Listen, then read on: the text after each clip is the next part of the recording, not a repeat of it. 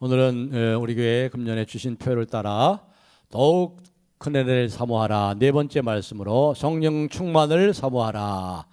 구하는 자에게 성령을 주시지 않겠느냐. 너에게 좋은 것을 주시지 않겠느냐. 좋은 것 중에 가장 좋은 것이 성령이에요. 성령 충만. 그래서 오늘 이 성령 충만을 사모하라 이런 말씀으로 금년도 더 큰 은혜를 사모하는 네 번째 말씀, 그리고 다음 주에 다섯 번째 말씀을 드리고 2월 첫째부터는 다시 요한일서로 돌아가려고 합니다. 지난 주일 드렸던 말씀의 제목이 기억나십니까? 잡은 줄로 여기지 아니하고, 바울서 잡은 줄로 여기지 아니하고 일생 25년 동안 16,000km를 달려가면서 복음을 전하고, 정말로 이 바울은 잡은 사람이에요. 사실상 많은 걸 잡았잖아요. 많은 걸 성취한 사람입니다. 많은 업적을 이룬 사람입니다. 그러나 잡은 줄로 여긴 적이 없어요. 오직 부르심의 상을 향해서 계속해서 달려갔던 이 바울의 모습을 생각하면서 성령의 세 가지 사역 생각했죠. 우리를 어떻게 해요? 우리를 흔들어요. 창조적인 파괴 사역. 우리 옛사람을 또 하나님께서 깨트리고 파괴하고, 그리고 제한하고, 그리고 격려하고 고양시키는 이 작업을 통해서 날마다 새 힘을 주고 부르심의 상을 향해 달려갈 수 있도록 그런 말씀을 지난 시간에 드렸습니다. 오늘은 이 성령 충만을 사모하라. 우리 기독교 신앙은 크게 보면은요, 한마디로 얘기할 수 있어요. 종말론적인 신앙이다. 종말론적인 신앙이다. 우리가 바라는 것은 이 세상에 눈에 보이는 게 아니에요. 보이는 것을 누가 바라겠습니까? 이 보이는 세상, 오늘 말씀을 드리겠습니다만은 이 보이는 세상은 참 얼마나 어둡습니까? 얼마나 슬픔으로, 고통으로, 신음과 탄식으로 가득 차 있습니까? 그렇기 때문에 누가 보는 것을 바라겠습니까? 보이는 것이 기껏해야 7, 80년이에요. 7, 80년. 근데 그것도 거의 다 살았어요. 저도 마찬가지고. 이제 살 날이 얼마 안 남았어요. 순식간에 다 하였나이다. 금방 가지요. 금방 가요. 그렇기 때문에 우리는 오는 세상, 이 세상 너머의 세상, 영원한 세상, 영원, 감이 안 잡히죠. 영원. 우리 마음을 사로잡는 영원, 오는 세상, 장차 임할 하나님의 나라. 하나님의 나라가 왔지만 아직 임하지 않았죠. 가장 최상의 것은 아직도, 이것이 기독교 신앙의 가장 중요한 핵심 중에 하나예요. The best is not yet. 최상의 것은, 여러분이 이 땅에서 예수 믿고 받은 가장 큰 축복적인 그러한 일들이 무엇입니까? 그 많은 축복들 중에서도 가장 기억나는 게 뭡니까? 그것과 비교할 수 없는, 그것도 희미하게 여길 수밖에 없는 가장 최고의 것은 아직도 안 왔다는 거예요. 우리의 모든 눈물을 씻겨주시고. 그래서 기독교 신앙은 이 종말론적인 신앙을 가졌기 때문에, 이 종말이라는 것은 세상 끝만 얘기하는 것이 아니고 오늘보다 내일이 나은 거예요. 우리 60대보다 70대가 난 거예요. 70대보다 80대가 난 것이고, 장차 올.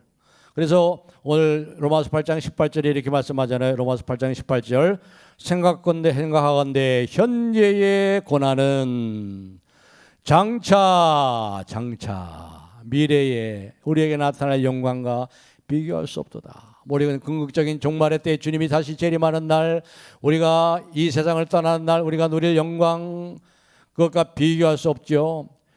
이 장차, 그 궁극적인 종말을 얘기하지만, 그러나 오늘 현재와 내일의 그 장차 받을 영광이 더 크단 말이죠. 그러니까 우리는 항상 그리스도 안에서 항상 희망을 붙잡으세요. 항상 희망을 붙잡으시라고. 오늘보다 내일이 더 나은, 막연하게 안 그래요. 하나님이 그렇게 하셨어요. 오늘 말씀하잖아요. 현재의 고난은 장차 우리에게 나타날 영광과 좋게 비교할 수 없도다. 그렇습니다. 그렇기 때문에 사랑하는 성도 여러분, 우리가 현재의 고난 속에서도 장차 올 그 영광을 바라보는 여러분의 영의 눈이 더 환하게 열리길 바랍니다. 그것을 바로 하나님의 영광을 바라보고 즐거워하느니라.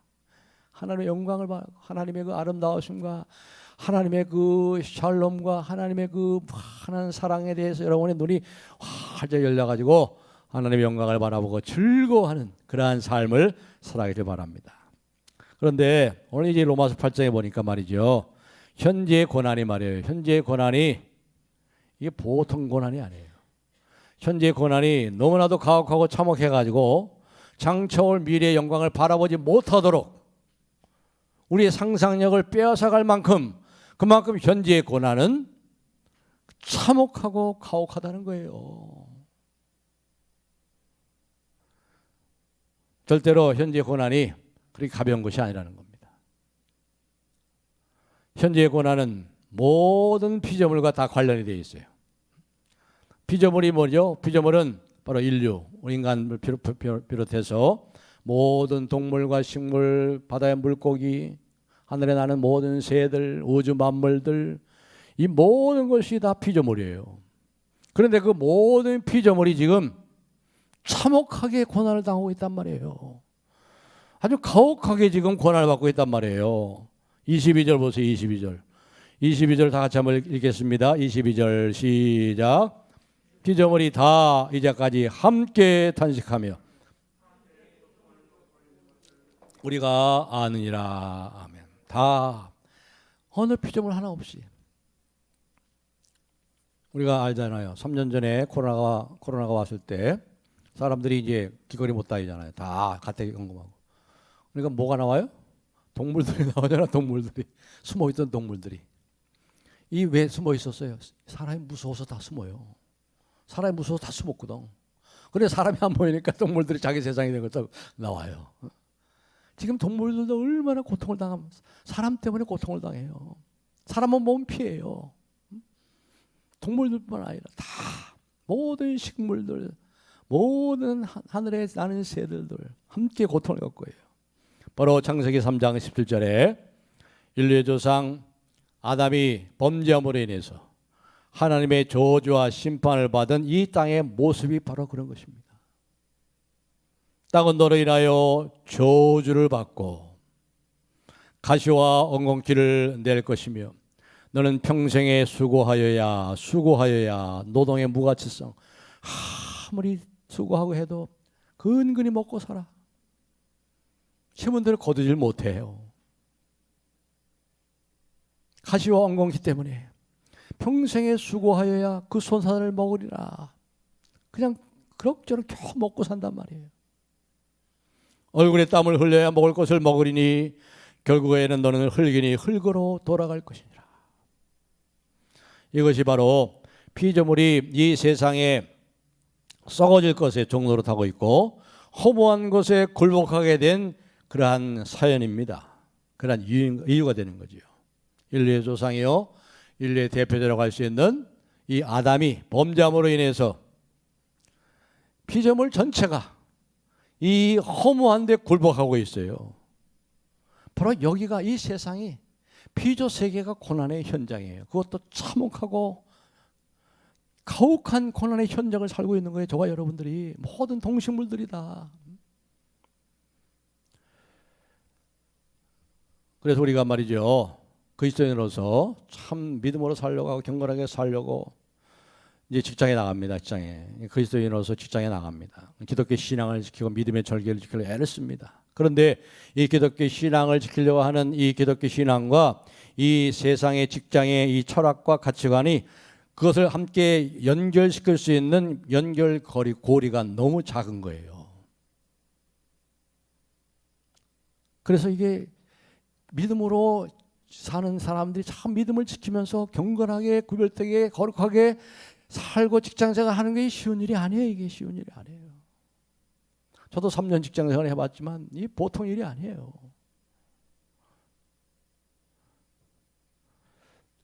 실제로 있었던 일입니다. 이 사람은 참으로 경건한 사람이에요. 새벽기도도 한 번도 안 빠지고 교회 장로로서 잘 섬기고 말이죠. 돈 회사 돈 100원 하나 허투루게 쓰지 않고 너무나도 정직한 사람이에요. 그래서 이 사람이 말이죠. 우리나라의 대기업 중에 하나예요. 회장의 눈에 들었어. 회장의 눈에 들었습니다. 영업사원부터 시작해가지고 회장의 눈이 들어가지고 이 사람이 인정을 받았습니다. 그래서 무슨 일을 하게 됐냐. 회사의 비자금을 관리하는 상무가 됐어요. 돈에 아주 깨끗한 사람으로 인정을 받아가지고 비자금, 부정한 돈을 세금 추적이 불가능하도록 특별히 관리하는 비자금을 관리하는 상무가 된 거예요. 그래서 이 사람이 너무나 정직하고 참으로 경건한 내 힘쓰는 사람이고 정말 경건한 사람이었습니다. 그런데 그 회사의 비자금을 관리하다가 결국 세금 추적을 당하고 세간에 알려지고 그래가지고 어떻게 했는지 아세요? 아마 다 들었을 거예요. 그 회장님을 보호하려고 극단적인 선택을 하면서 생을 마감했어요. 그 사람이. 이것이 우리가 살고 있는 허무한데 굴복할 수밖에 없는 세상의 모습인 거예요. 그분은 너무나 훌륭합니다. 너무나 정직하고 성자 같은 그러한 사람이었습니다. 이 역설적인 이야기가 바로 허무한데 굴복하는 이 세계의 피조 세계의 모습을 보여주는 거예요. 여기 허무한데 굴복한다 이렇게 번역이 됐는데 이 감이 잘 안 오더라고요. 제가 봐도 이 허무한데 굴복하는 게 뭐냐? 지금 뭘 이렇게 얘기를 말씀을 예를 들어서 설명을 하니까 여러분 조금 이해가 됩니다만은 이 허무한데 굴복한다는 허무한 데가 뭔가 영어 성경을 보면 좀 더 이해가 돼요. 영어 성경에는 frustration 이렇게 번역이 됐거든요. frustration. 이 frustration이 뭐예요? 바로 혼란, 혼돈, 죄로 말하면 이 세상이 뒤죽박죽이 된 거예요. 뒤죽박죽이 되고 엉망진창이 된 거예요. 동물과 인간들이 같이 살아야 되는데 뒤죽박죽이 돼가지고 동물들이 피하고 도망가요. 사람만 보면 도망가. 그래서 좌절과 혼란 속에 엉망진창이 되고 뒤죽박죽이 된 이런 세상에 굴복할 수밖에 없게 됐다 이 말이에요. 모든 피조세계가, 모든 인간들이. 땅이 저주를 받아서 심은 대로 거둘 수가 없어요. 근근히 먹고 살아요. 온갖 기후변화와 온갖 재난과 재앙이 끊이지 않아요. 우리가 하는 일이 아무리 좋게 해도 아무리 또 좋게 해석을 해도 결국은 허무한데 굴복할 수 없는 밖에 없는 세상이라 말이에요. 지금 우리가 살고 있는 세상이 그렇다는 거예요. 이런 세상에서 우리가 살고 있고 지금 그런 일을 겪고 있는 것입니다. 소주를 만드는 회사에 다니고 있는 어느 안수 집사님이 계세요. 그러다가 이 사람이 이제 임원이 됐어요. 임원. 별을 땄어요. 고민이 생긴 거예요. 고민이. 우리 회사의 소주가 많이 팔려야 되는데 작년에 1억 병이 팔렸는데 금년에는 1억 5천 병이 팔리도록 1억 5천만 명이 팔리도록 하나님이여 우리 이 회사가 잘 되도록 소주가 1억 5천만 명이 팔리도록 은혜를 베풀어 주시옵소서. 그렇게 기도할 수 있겠어요? 이게 바로 허무한데 굴복하는 거예요. 이게 허무하는 데 카지노 회사를 운영하는 그 회사에 카지노 회사에 이제 다닙니다. 전무가 되었습니다. 많은 사람들이 이 카지노 회사에서 가진 돈을 다 탕진하고 돌아가게 해 주시옵소서. 그래서 우리 이 카지노 회사의 주가가 상승해 가지고 대박을 치게 해 주시옵소서. 허무한데 굴복할 수 있는 하는 거예요. 허무한데 굴복하고 있는 거예요. 우리가 이렇게 어처구니 없는 일을 하고 있고 우리의 교우들이 이런 어처구 없는 일을 하는데 하루 종일 그렇게 살고 있어요. 하루 종일. 목사는 달라요. 목사는요 마음만 먹으면 참으로 의로울수 있고 목사는 마음만 먹으면 정말 착해지고 목사는 정말 사람다운 사람이 될 수 있는 유일한 직종이에요.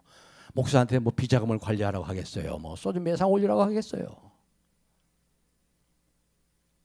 그런데 나머지 모든 직종은 자기 영혼의 70%도 발휘하지 못하고 영혼의 70% 쪼그라지는 삶을 살 수밖에 없어요. 부장님 앞에서 이 과장은 자기 영혼의 70%도 발휘하지 못합니다. 회장님 앞에서 부장은 자기 영혼의 60%, 자기 정직성과 자기 존엄성과 자기 영혼의 60% 정도밖에 발휘를 못하고 사는 거예요. 허무한데 굴복하고 사는 거예요. 그렇게 할 수밖에 없어요. 이 세상이. 바로 우리의 아버지가, 바로 우리의 동생들이, 우리의 남편들이 이렇게 허무한 데 굴복하는 이 피조 세계 속에서 매일매일 살아가고 있는 것입니다. 그래서 23절에 뭐라고 얘기합니까? 23절, 그뿐 아니라 또한 우리 곧 성령의 처음 익은 열매를 받은 우리까지도 속으로 탄식하며 양자될 것 곧 몸의 구속을, 몸의 속량을 기다리느니라. 성령의 처음 익은 열매, 성령의 9가지 열매, 사랑과 희락과 화평과 자비와 양성과 충성과 온유와 절제, 이 성령의 9가지 열매를 맺을 정도의 사람은, 그 사람은요 대단한 사람이에요. 영성이 깊은 사람이고, 이 사람은 성자급에 속한 사람입니다. 그런데 그 사람이 어떻게 하고 있어요? 그 사람도 속으로 탄식하며 양자될 것, 몸의 속량을 기다리느니라. 이게 바로 우리의 모습이라는 거예요. 이 현실의 모습, 이 피조세계의 모습이에요.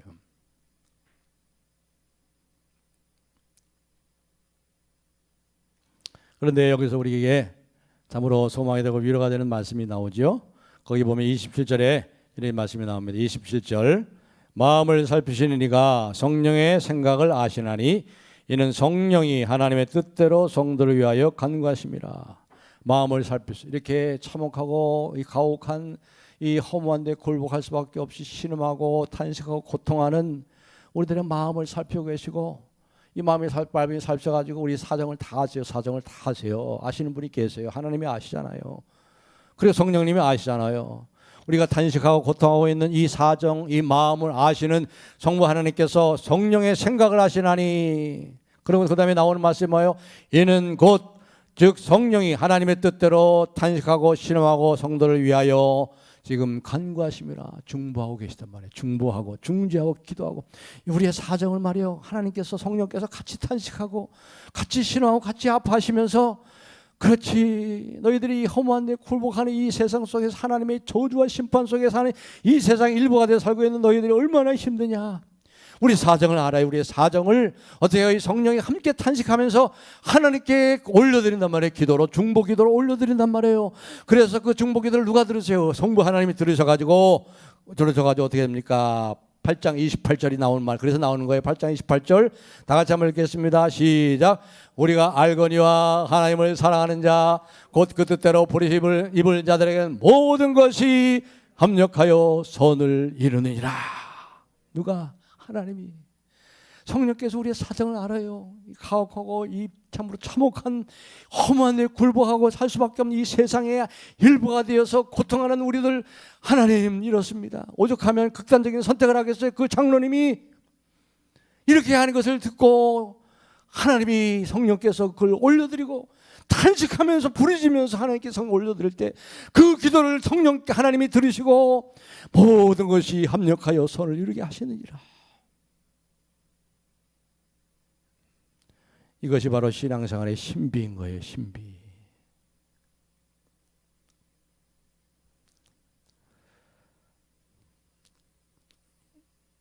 그런데 여기 보세요. 여기 8장 15절을 보시면 이런 말씀이 나옵니다. 너희는 다시 무소하는 종의 영을 받지 아니하고 양자의 영을 받았으므로 우리가 아빠 아버지라 부르짖느니라. 양자의 영, 우리가 양자의 영을 양자가 됐잖아요. Spirit of Adoption, 성령 받아서 우리가 하나님을 뭐라 불러요? 아빠 아버지. 여러분, 이게 보통 일이 아니에요. 여러분, 이게 얼마나 놀라운 축복인지 아세요? 하나님을 아빠. 야, 이게 기가 막힌 축복 속에 사는 거예요. 우리가 구약 성경에서요, 구약의 선지자들 하나님 아빠라고 부른 적이 부를 수가 없어. 우리가 이렇게 복을 받고 살아요.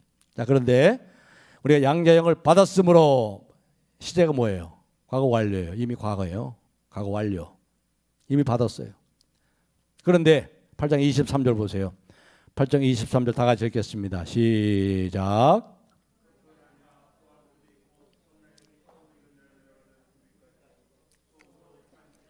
양자 될 것, 곧 우리 몸의 구속을 기다리느니라. 양자 될 것. 아까 양자 됐다 그러는데 뭐 또 양자 될 것이라고 해요? 미래 시제잖아요. 뭘 얘기합니까? 양자 될 것을, 곧 우리 몸의 속량을 기다리느니라.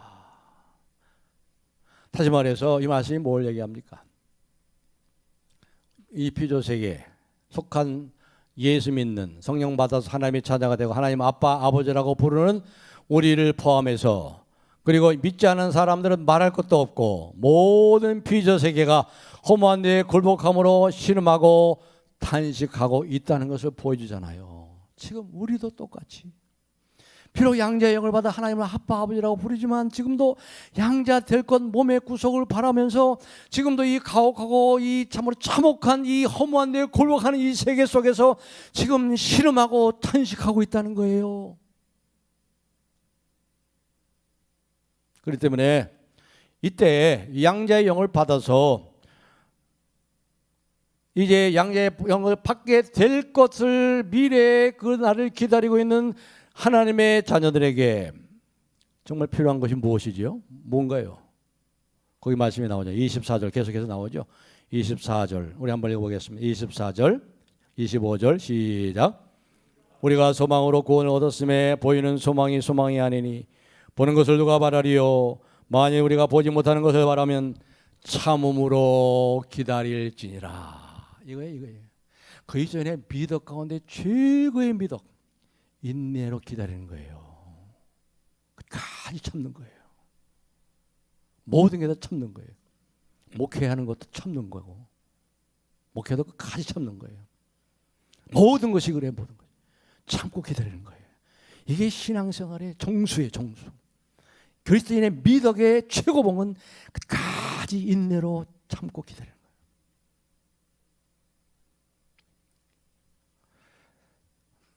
그래서 25절에 그러죠. 만약 우리가 보지 못하는 것을 바라면 참음으로 기다릴지니라. 보지 못하는 거, 보지 못하는 걸 바란다. 보지 못하는 것을 두 글자로 하면 뭐예요? 소망 아니에요? 소망을 보지 못하는 것을 지금 바라고 있잖아요. 소망을 바라고 있잖아요. 보이는 소망이 소망이 아니니 보이는 것을 누가 바라리요? 보이는 것이 뭐가 보여요? 뭐가 보여요? 험한 데 굴복하는 참혹하고 이 가혹한 이 세상의 현 속에서 탄식하고 신음하는 현실이 보이잖아요. 그걸 누가 바라겠어요? 그걸. 보이는 소망이 소망이 아니잖아요. 그래서 히브리서 저자는 히브리서 11장 1절에 뭐라고 얘기합니까? 믿음은 바라는 것들의 실상이요 보지 못하는 것들의 증거니, 바라는 것들, 이 소망이라고 말해서 바라는 것들, 미래에 올 기쁨, 미래에 올 양자, 완전히 양자되는 것, 몸의 구속, 몸의 구원, 이것을 미리 당겨서 이 세상에서 맛보고 경험하는 것이 바로 믿음이다 하는 거예요. 믿음. 그래서 믿음은 참으로 보배로한 거예요. 믿음만이 그렇게 살 수 있도록 길을 열어주는 거예요.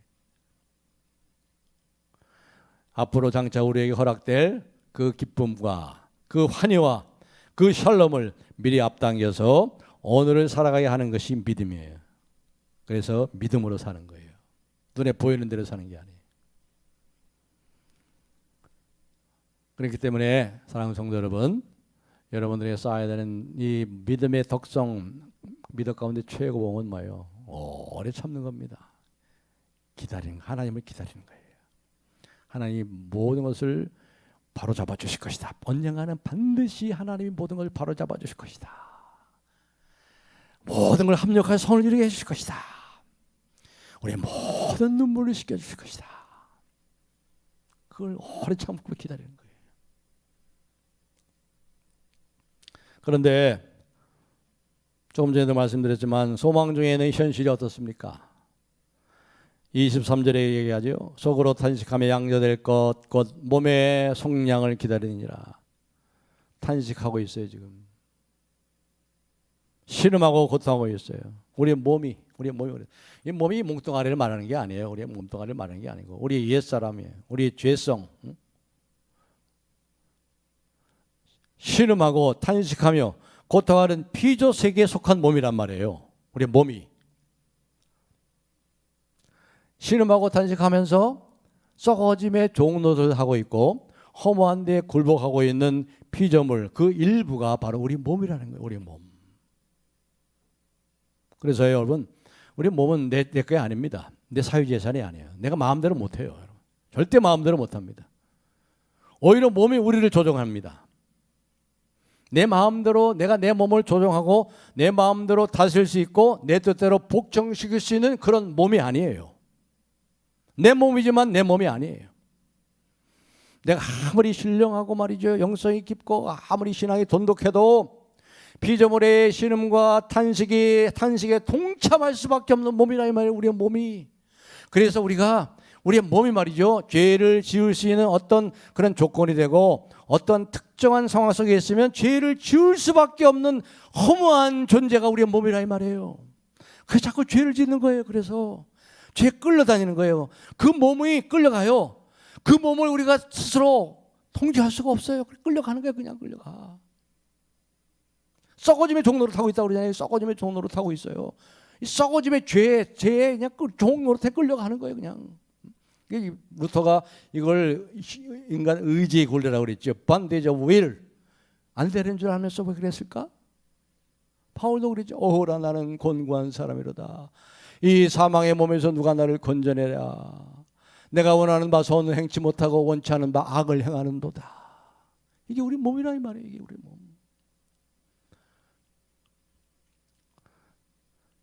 10절에 왜 그렇습니까? 여기 10절에 그렇게 얘기합니다. 10절에 이 몸은 죄로 말미암아 죽은 것이나 영은 의로 말미암아 살아있는 것이니라. 이 몸이 어떻게 됐다고? 죄로 말미암아 어떻게 됐다고요? 죽었어요. 죽었어. 다시 말해서 언제 죽었어요? 우리가 십자가에서 예수님과 함께 2000년 전에 죽었어요. 우리 몸이 죽었어요.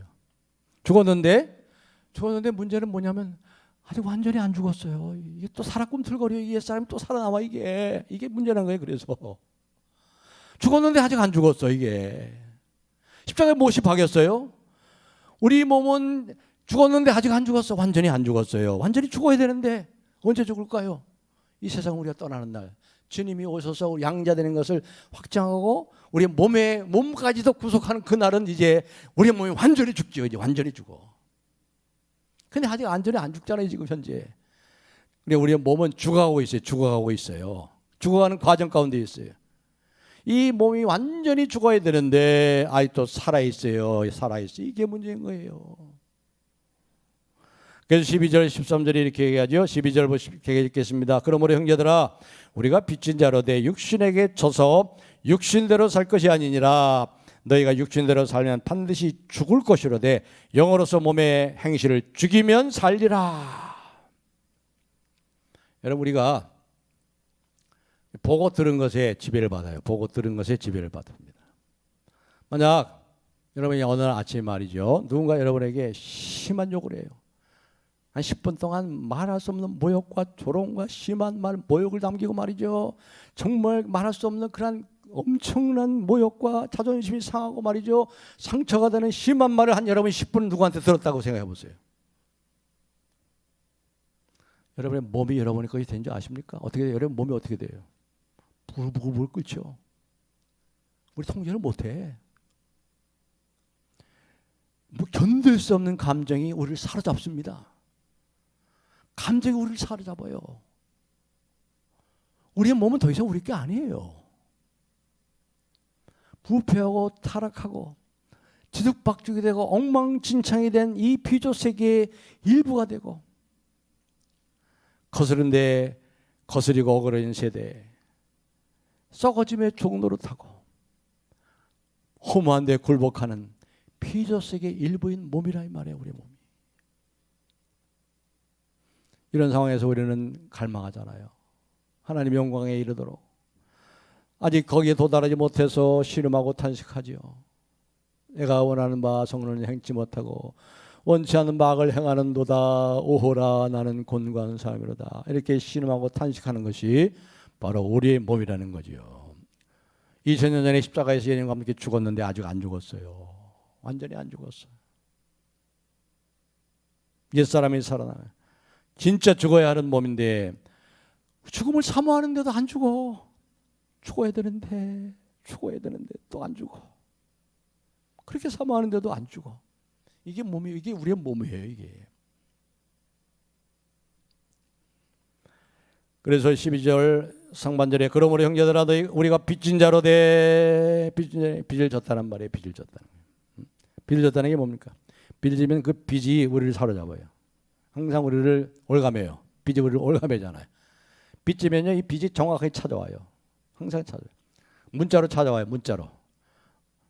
얼마 빚을 줬어. 대출해서 빚을 대출했는데 이제 그것을 이자와 갚을 날이 얼마입니다. 얼마를 갚아야 됩니다. 정확하게 그 빚이 찾아와요.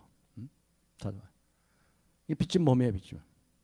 그러니까 다시 말해서 그 빚진 몸이 우리 행동을 통제하고 성향적으로 지속적으로 습관적으로 무슨 행동을 하게 만드는 패턴, 이것이 빚진 자란 말이에요. 빚진 자.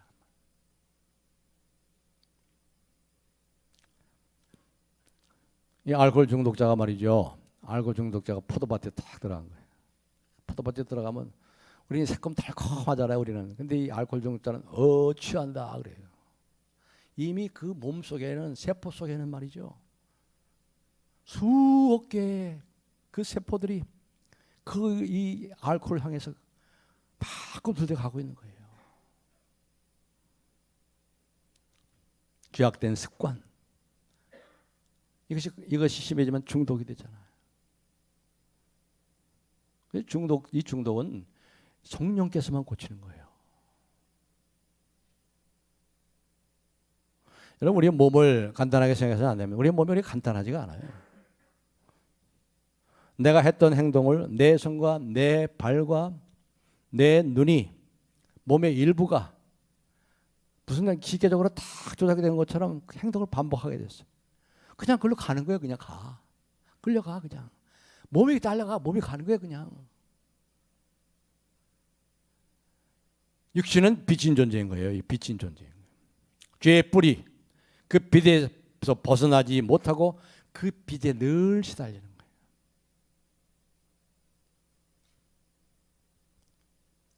그러면 형제들, 우리가 빚진 자로 돼. 우리가 빚진 자로 돼. 그러나 여러분 생각해 보세요. 그렇기 때문에 우리가 육신의 행동을 계속 일삼으면 육신의 기억이 오래 남아요, 우리에게. 그리고 그 육신이 우리를 점령하게 됩니다. 이게 심해지면 중독이 되는 거예요. 그러나 반대로 생각해요. 반대로. 성령 충만해가지고 성령의 명령에 순종을 하고 계속 성령을 따라 향하고 성령 충만에 거룩하는 걸 계속 하다 보면은 육신의 빚을 청산할 수가 있는 거예요.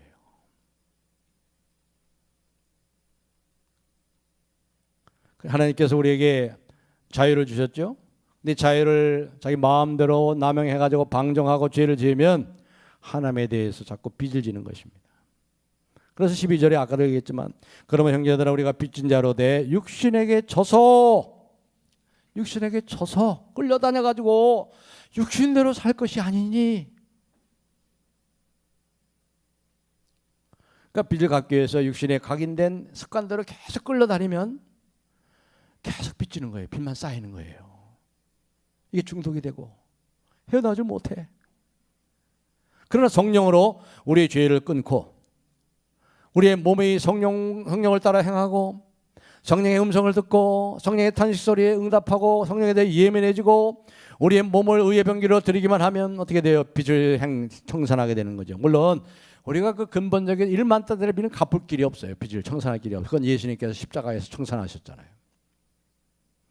그러나 우리가 거듭나고 예수님이 우리의 근본적인 빚을 십자가에서 다 청산했음에도 불구하고 속량받은 우리들이 할지라도 아직도 육신이 살아있어요. 육신이 살아있기 때문에 육신에게 종도 살 수 있는 거고 허무한데 굴복할 수 있는 거예요.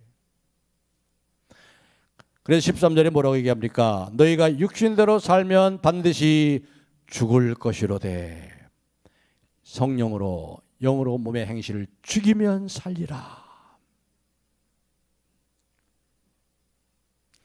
로마서 6장 6절에 그래서 이렇게 말하지요.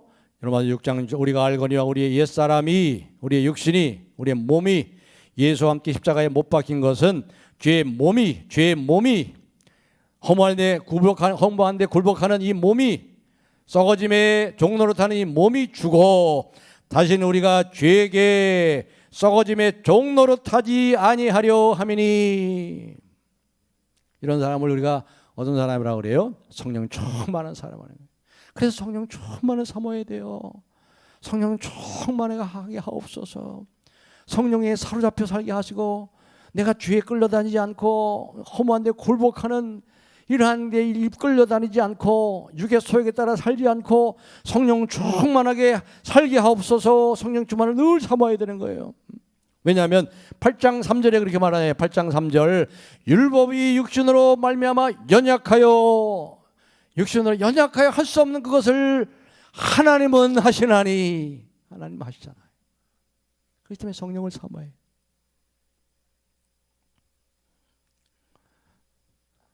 그렇죠? 그렇습니다. 우리가 하나님을 사랑하고 이웃을 사랑하는 것이 율법의 요구잖아요. 율법의 요구를 이루려 함이라. 근데 하나님을 사랑하고 사랑하되 어떻게 사랑해요? 힘을 다하고 뜻을 다하고 목숨을 다하여. 이건 절대 사랑, 절대 명령이에요. 이웃을 내 몸같이 사랑하는 것은 상대 명령. 내 몸같이 상대적으로. 근데 이게 쉽지 않습니다, 여러분. 내 이웃을 내 몸같이 사랑해. 이게 쉬워요? 이게 돼요? 잘 안 돼요. 험한데 굴복해요. 그렇게 살아야 되는데 그렇게 살지 못하는 것이 허무한데 굴복하고 있는 거예요. 이웃을 내 몸같이 사랑해야 되는데 사랑하지 못하고 사는 것이 허무한데 굴복하고 있는 거예요. 지금 썩어짐의 종로로 타고 있다 이 말이죠. 어떤 사람이 이런 사람이 있다고 아침에 이제 새벽기도 참여했어요. 새벽기도 하는데 그날따라 또 목사님이 성령 충만에 설교하니까 너무나 그냥 성령 충만한 감동을 받았어요. 그냥 성령 충만에 기뻐가지고 이제 집에 와서도 큐티를 합니다. 성경 읽기표에 따라서 큐티를 하면서 큐티 일기도 씁니다. 아 할렐루야 하면서 정말 충만한 기쁨이 가득합니다. 이제 아침 먹고 출근을 합니다. 출근하는데 막 속에서 콧노래가 나옵니다. 내가 매일 기쁘게 주의 길을 행함은 주의 영이 하면서 막 찬송하며 갑니다. 찬송하는데 이제 가가지고 전철을 타는데 전철을 타려고 하는데 웬 또 오늘따라 사람이 그냥 인산인해를 비는 거예요. 자기가 전철 안에 그냥 짐짝처럼 구겨져서 들어갑니다. 그때 어떻게 됩니까? 허무한데 굴복하기 시작하는 거예요. 자기가 뭐예요? 나는 사람이 아니요 벌레로다. 나는 짐짝처럼 취급받네. 구속한 주는 보이지 않고 냄새나는 인간들만 보이네. 허무한데 굴복하는 거죠. 그런 세상 일부가 된 거죠. 우리가 그렇게 살고 있는 거예요. 여러분 이웃을 사랑하는 것이 그렇게 간단하게 쉬운 게 아니에요.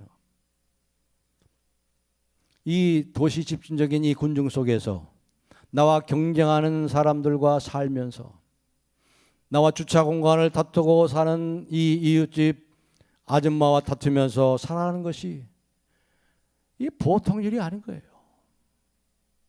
그런데 그런 곳에서 말이죠. 우리가 그런 일을 당할 때 내 성질 다 부리고 내 더러운 성질 다 내버리고 사는 것은 뭐예요? 허무한데 굴복하는 거예요. 그게. 거기서 성령으로 이 육신을 죽여야죠.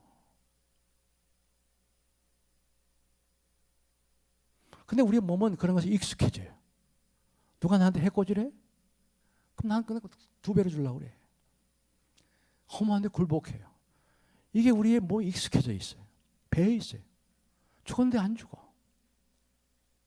그런 습관과 그런 성향과 그런 성질이 몸에 배어 있는 거예요. 우리 몸에 배어 있어요. 겹겹이 죄가 이렇게 겹겹이 우리를 망가뜨리는 엉망진창. 그래가지고 허무한데 굴복하고 있다. 그렇기 때문에 어떻게 되면 이걸 매일 십자가에 못 박아야 돼요. 매일 죽어야 돼요. 순간순간 죽어야 돼요. 그래서 바울은 나는 날마다 죽노라. 날마다 죽어요. 내 성질 다 내고? 아니에요. 8장 13절 너희가 육신대로 살면 반드시 죽을 것이로되 영으로서 몸의 행실을 죽이면 살리라. 이게 성령 충만한 삶이에요. 이것이 몸의 구속이에요. 이것이 허무한 데서 굴복하는 데서 빠져나오고 해방되는 삶이에요. 이 말씀을 맺겠습니다. 우리 그리스도인들은 아직 구원받지 못한 성장받지 못한 이 피조세계 일부로 살아가는 내 몸을 가지고 살아가고 있습니다. 허무한 데 굴복하고 반복적으로 똑같은 습관적인 죄를 짓긴 데에 빠지는 내 몸, 술집을 지날 때마다 유혹에 흔들리는 내 내장과 이 세포들, 꿈틀대고 시름과 탄식 속에 있는 거예요. 그래서 우리가 그때 어떻게 돼요? 성령께 부르짖어야지. 주여 불쌍히 여기소서. 험한 데 굴복할 수밖에 없는 내 몸입니다. 원하는 바 선을 행치 못하고 원치 않은 막을 악을 행합니다. 불쌍히 여주시고 구원해 주옵소서. 더 나아가서 이렇게도 기도해야 되겠죠. 신음하고 고통하는 이 세상을 다 끌어안아야 돼. 우리가요. 우리 그리스도인만이 그렇게 할 수 있어요. 신음하고 고통하는 동물들을 다 이 동물 세계를 다 끌어안고, 신음하고 고통하는 1호선 9호선 전철의 짐짝처럼 실려가서 그렇게 신음하는 모든 불쌍한 인생들, 또 이 신비한 이 신앙의 세계를 알지 못하고 자기 힘과 자기의 노력과 자기의 지혜로 사는 이 불쌍한 인생들, 하나님을 알지 못하고 사는 저들을 다 끌어안고 제사장적인 기도를 해야 돼요. 우리가 이게 제사장이에요. 너희와 같은 제사장이 그런 일을 하고 제사장을 세운 거예요. 그들을 끌어안고 교회가 기도해야 돼요. 저들을 구원하여 주시옵소서. 신음과 탄식 속에 빠져있는 이 세상, 주여 구원하여 주시옵소서. 그래서 그 보면 기도해 나오셔서 함께 부르짖고 기도하라 이 말이죠.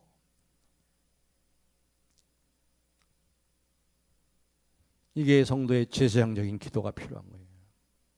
그래야 할 때 어떻게 돼요?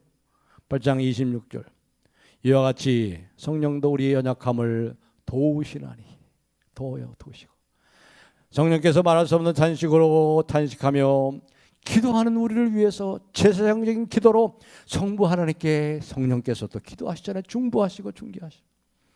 그래야 할 때 8장 28절, 우리가 알거니 하나님을 사랑하는 자 곧 그 뜻대로 부르심을 입은 자들에게는 모든 것이 합력하여 서를 이루느니라. 꼭 두 가지를 기억하십시오. 성령 충만한 삶을 사모하세요. 성령 충만한 삶을 사모하세요. 성령으로 몸의 행실을 죽여야 돼요. 십자가에 못 박으셔야 돼요. 내 성질 다 부리고 살고, 사람이 나한테 이렇게 한다고 해서 나도 똑같이 해야 돼 하면 험한 데 굴복하는 것이고 썩어짐의 종노릇하는 거예요. 지는 거예요. 죽는 거예요. 그게 죽는 것이에요. 그게 죽는 거예요. 성령으로서 육신을 죽이면 살리라. 진짜 사셔야 되잖아요. 그리고 두 번째는 뭐예요? 이 제사장적 기도를 하셔야 돼요. 제사장적 기도.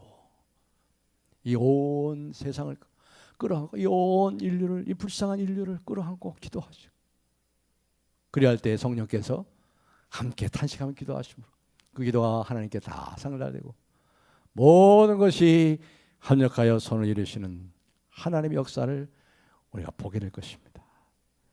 그러한 은혜를 여러분의 마음속에 깊이 생각하고 기억하시고 더욱더 은혜를 사모하는 저와 여러분이 되시기를 주님의 이름으로